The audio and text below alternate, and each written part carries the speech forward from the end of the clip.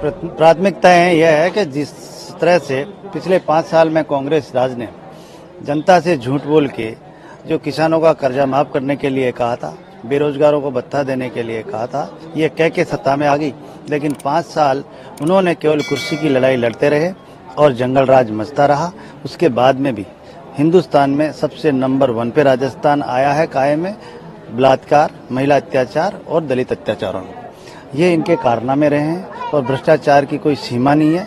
हर विधायकों को इन्होंने पूरी छूट दे रखी थी। मेरे विधानसभा में जल जीवन मिशन में इतना भ्रष्टाचार हुआ जिसकी कोई हद नहीं।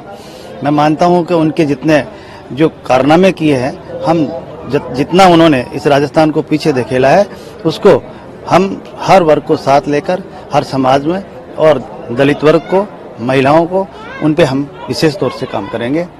दलित अत्याचार काफी बड़ा है, आंकड़े भी बताते हैं पिछले 5 साल में। उसमें सुधार करने के लिए क्या प्रयास रहेंगे? और सबसे बड़ी बात, आपने कहा कि आपके क्षेत्र में जल जीवन मिशन के तहत बड़ा भ्रष्टाचार गहलोत सरकार के कार्यकाल में हुआ। अब आपकी सरकार बन रही है, गठन हो जाएगा कल, उसके बाद एक्शन होगा? एक चीज की जांच करवाऊंगा मैं निश्चित रूप से, जितना, क्योंकि हमारे माननीय प्रधानमंत्री जी मोदी जी का सपना था और उन्होंने वो करके दिखा रहे हैं। वो हर घर हिंदुस्तान में ऐसा नहीं बचे जहाँ पे शुद्ध पानी की टोटी नहीं पहुंचे। उनका सपना था और उस हिसाब से उन्होंने राजस्थान गवर्नमेंट में पैसा भेजा, लेकिन उस पैसा का सदुपयोग ये नहीं कर पा रहे। टाइम पे उन्होंने काम नहीं किया, काम किया है तो केवल भ्रष्टाचार का रूप दिया है।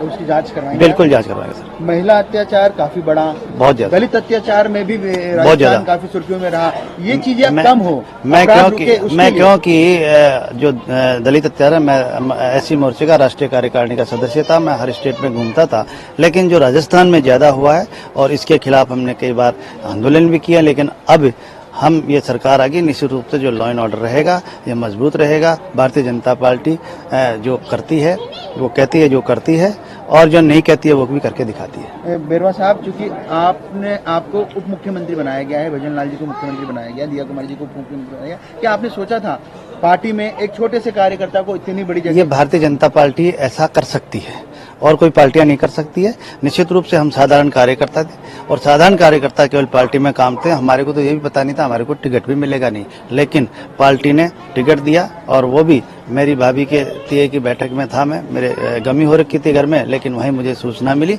तो ये भारतीय जनता पार्टी निश्चित रूप से जो कार्यकर्ता है उसको पूरी मॉनिटरिंग रखे, निश्चित रूप से हर कार्यकर्ता को कहीं न कहीं वो उपयोग में लेते हैं।